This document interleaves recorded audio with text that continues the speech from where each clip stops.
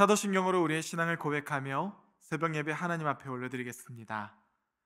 전능하사 천지를 만드신 하나님 아버지를 내가 믿사오며 그 외아들 우리 주 예수 그리스도를 믿사오니 이는 성령으로 잉태하사 동정녀 마리아에게 나시고 본디오 빌라도에게 고난을 받으사 십자가에 못 박혀 죽으시고 장사한 지 사흘 만에 죽은 자 가운데서 다시 살아나시며 하늘에 오르사 전능하신 하나님 우편에 앉아 계시다가 저리로서 산자와 죽은 자를 심판하러 오시리라.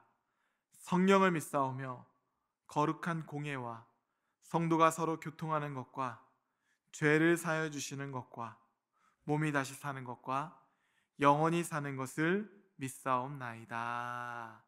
아멘.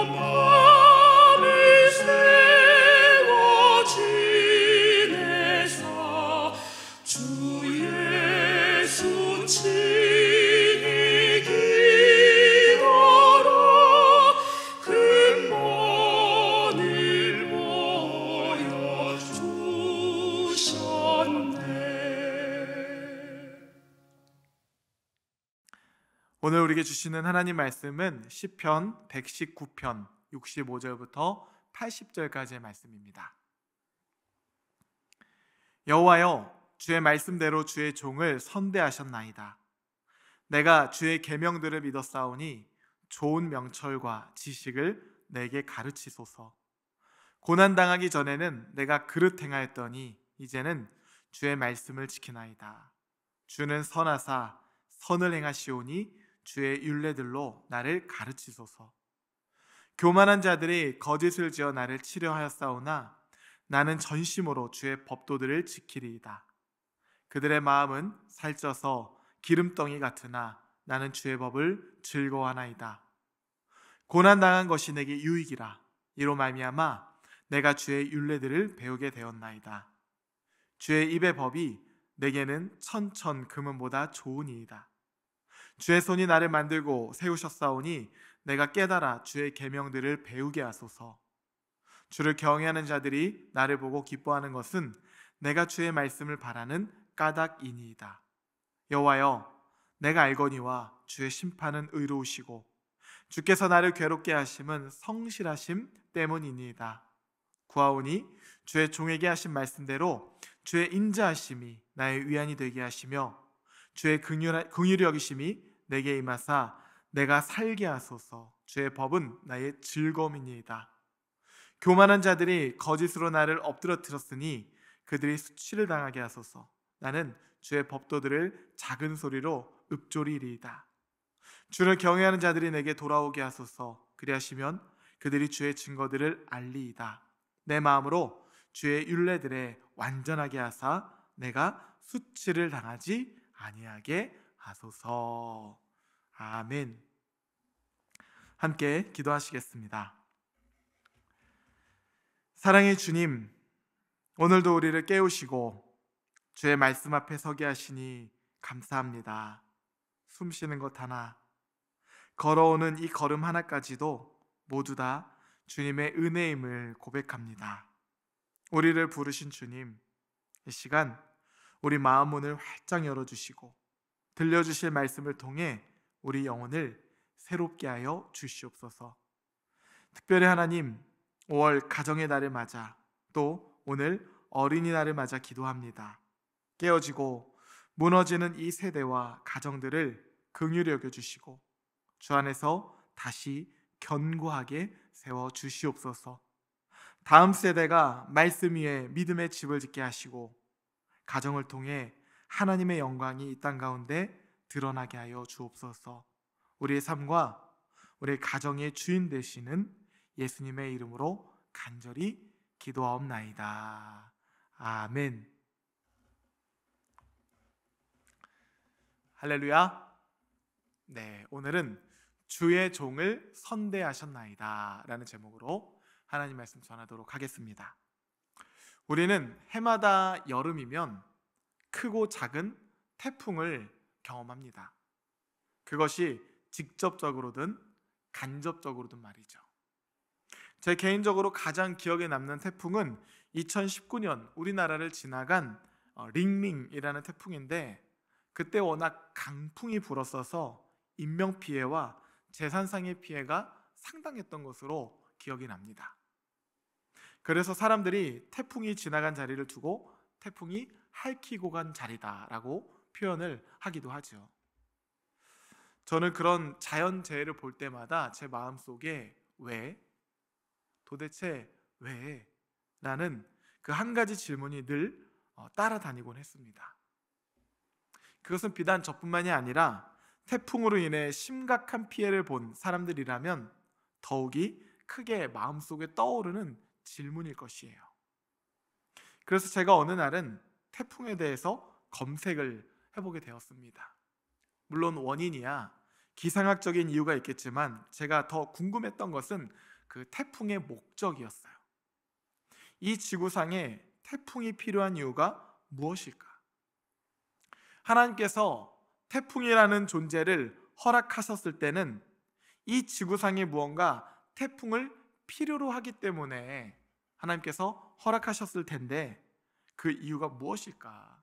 그래서 제가 인터넷 검색창에 태풍의 유익이라고 검색을 해보았습니다. 그랬더니 정말 다양한 결과값이 나오더라고요. 4가지 정도로 제가 정리를 해봤습니다. 태풍의 유익, 첫 번째, 태풍은 지구의 열 에너지 균형을 맞춰준다고 해요.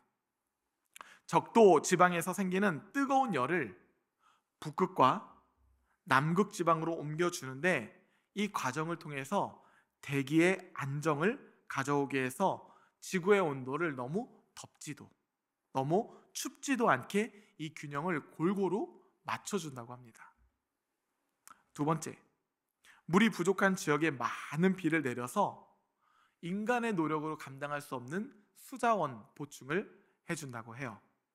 물론 우리나라와 같이 물이 풍부한 지역에는 홍수 피해를 입힌다는 점에서 문제를 제공해준다는 단점이 있기도 하지만, 이 가뭄이라든지 물이 절대적으로 필요로 하는 이 지역에 주는 태풍의 유익은요, 우리와 같은 나라가 받는 피해와는 비교할 수 없을 정도로 아주 크고 중요한 요소라고 합니다. 세 번째, 강한 바람으로 바닷속을 헤집어서 청소를 해준다고 해요. 적조 현상을 제거하고 바다 깊은 곳에 산소를 공급함으로써 바다 생태계를 활성화시키고, 해저에 축적되어 있는 이 플랑크톤을 끌어올려서 어류의 생존과 번식을 가능케 하는 역할을 한다고 합니다. 마지막 4번째, 대기 중에 있는 오염물질을 제거하여 공기를 정화하는 등 인간이 할 수 없는 수많은 이 거대한 역할을 태풍이 하고 있다고 해요. 제가 이런 사실을 살펴보면서 해마다 여러 차례 나타나는 태풍이 많은 인명피해와 재산상의 피해를 가져오는 것은 사실이지만, 전 지구적인 차원에서 우리 인류는 물론이고 생물 세계 전체의 생존을 위해서는 태풍은 필수 불가결한 요소라는 것이 분명하게 느껴졌습니다. 만일 태풍이 불지 않으면 우리가 어떠한 희생은 피할 수 있지만, 지구는요 단 1년 만에 멸망의 길로 가게 될 것이라고 합니다. 저는 이러한 내용을 살펴보면서 다시 한번 하나님의 깊은 뜻을 헤아려 보게 되었습니다. 우리 삶이라는 게 지금 당장 나에게 고통이나 어려움이 있다고 해서 그것을 항상 부정적으로만 바라볼 것이 아니라는 사실을 말이죠. 그것이 나 자신의 죄로 인한 것이 아니라면 그 속에 숨어있는 하나님의 선하신 섭리를 묵묵히 기다려봐야겠다, 다시 한번 다짐을 해보게 됩니다. 그런데 오늘 본문을 보면 시편 기자 역시 이와 같은 질문을 품었던 것 같습니다. 왜 이런 고난이 있어야 하는가? 그런데요, 그 시인 역시 그 깊은 고난을 지나면서 이렇게 고백하고 있습니다. 65절 말씀이에요. 여호와여, 주의 말씀대로 주의 종을 선대하셨나이다. 고난을 겪었지만 결국 하나님의 선대하심을 그가 믿게 되었다는 것이에요. 선대하심은 하나님께서 자신을 가장 선한 길로, 가장 좋은 길로 이끄셨다는 그의 믿음의 고백입니다. 지날 때는 몰랐는데 지나고 보니 하나님의 선하신 섭리가 있었음을 그가 깨닫게 된 것이에요. 특별히 여기서 사용된 선대하심이라는 단어는요, 히브리어로 토브라는 단어를 사용합니다. 그런데 이 단어가 창세기에서 참 많이 사용이 돼요. 그 가운데서도 천지창조 가운데 많이 사용이 됩니다. 이렇게 사용이 돼요. 빛이 하나님 보시기에 좋았더라. 땅이 풀과 각기 종류대로 씨 맺는 채소와 각기 종류대로 씨 가진 열매 맺는 나무를 내니 하나님 보시기에 좋았더라. 낮과 밤을 주관하게 하시고 빛과 어둠을 나뉘게 하시니 하나님 보시기에 좋았더라. 하나님 보시기에 좋았다는 것, 그것이 바로 토브라는 단어예요. 우리의 시야는 때로 좁고 편협할 수밖에 없습니다. 나 중심으로 세상을 해석하고 대부분의 판단이 나에게 유익한가에 초점이 맞춰져 있기 때문이에요. 하지만 하나님의 시야는 그것과 전혀 다릅니다. 알파요 오메가이신 하나님께서는 우리의 시작과 모든 끝을 아시는 분이시죠. 하나님의 시야는 우리가 같이 한순간이 아니라 영혼을 품고 있고 단편이 아니라 전체를 아우르시죠. 하나님의 선하신 성품으로 말이죠. 그러기에 토브, 하나님 보시기에 좋았다고 하신 것은 단지 지금만 좋은 것이 아니라 전체적으로 선하고 완전하다는 의미인 것이에요. 이것을 잘 보여주는 대표적인 인물이 한 명 있습니다. 창세기에 바로 요셉이에요. 창세기 50장 20절 말씀을 보면 요셉이 이렇게 고백을 합니다. 당신들은 나를 해하려 했으나 하나님은 그것을 선으로 바꾸사 오늘과 같이 많은 백성의 생명을 구원하게 하시려 하셨나니. 여기서요, 선으로 바꾸사, 이 단어 역시 똑같이 토브라는 단어를 써요. 형님들은 나를 해하려 했지만 하나님께서는 그것을 토브, 선으로 바꾸사 오늘과 같이 많은 백성의 생명을 구원하게 하셨습니다. 형들의 시기와 질투로 17세에 애굽의 노예로 팔려갔지만 어느덧 30살에 애굽의 총리가 되어 있는 요셉의 고백이에요. 그는 형님들께 이렇게 말합니다. 당신들은 두려워하지 마소서. 내가 당신들과 당신들의 자녀를 기르리이다 하고 그들을 간곡한 말로 위로하였더라. 악에게 지지 않고 선으로 악을 이겨나가는 인생이죠. 고난에 함몰되지 않고 하나님 말씀으로 그 고난을 해석하며 진주를 빚어가는 인생인 것이에요. 그게 바로 오늘 본문의 여호와여 주의 말씀대로 주의 종을 선대하셨나이다 라는 의미인 것이죠. 그리고 그런 진주를 빚는 인생은요, 이런 주옥 같은 고백을 쏟아내며 살아가게 됩니다. 67절과 68절 말씀. 고난당하기 전에는 내가 그릇 행하였더니 이제는 주의 말씀을 지키나이다. 주는 선하사 선을 행하시오니 주의 율례들로 나를 가르치소서. 71절과 72절 말씀 함께 볼까요? 고난당한 것이 내게 유익이라 이로 말미암아 내가 주의 율례들을 배우게 되었나이다. 주의 입의 법이 내게는 천천 금은보다 좋으니이다. 언제나 나를 가장 좋은 것으로 선대하시는 하나님을 믿는 자의 고백인 것이에요. 그런데 여러분, 이 고백은요, 그저 시편 기자의 고백일 뿐만이 아니라 우리 모두의 고백이기도 합니다. 우리 역시 고난이 없이 편안하기만 했다면 우리는 결코 하나님의 말씀을 깊이 갈망하지도 주의 율례를 생명처럼 소중히 여기지 못했을 것이에요. 고난은 때로 우리를 눈물 짓게 하고 또 때로 우리를 무릎 꿇게 만들지만 결국 우리를 더욱 하나님 앞에 가까이 이끌어가는 은혜의 통로가 되시는 줄 믿으시기 바랍니다. 그래서 이것을 잘 알았던 사도 바울은 이렇게 고백을 하죠. 우리가 알거니와 하나님을 사랑하는 자 곧 그의 뜻대로 부르심을 입은 자들에게는 모든 것이 합력하여 선을 이루느니라. 사랑하는 성도 여러분, 오늘 이 고백이 여러분의 고백이 되시기를 주님의 이름으로 축복합니다. 오늘도 하나님의 선하신 손길은요, 우리를 가장 좋은 길로 지금도 여전히 이끌고 계셔요. 그래서 우리는 이런 고백으로 오늘도 담대하게 승리할 수가 있는 것입니다. 여호와여 주의 말씀대로 주의 종을 선대하셨나이다. 바라기는 이 믿음의 고백을 가지고 오늘 하루도 말씀으로 넉넉하게 승리하시기를 주님의 이름으로 축복합니다. 함께 주기도문 하시겠습니다.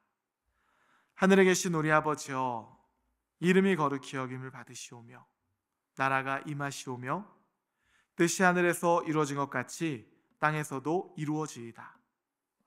오늘 우리에게 일용할 양식을 주시옵고 우리가 우리에게 죄 지은 자를 사하여 준 것 같이 우리 죄를 사하여 주시옵고 우리를 시험에 들게 하지 마시옵고 다만 악에서 구하시옵소서.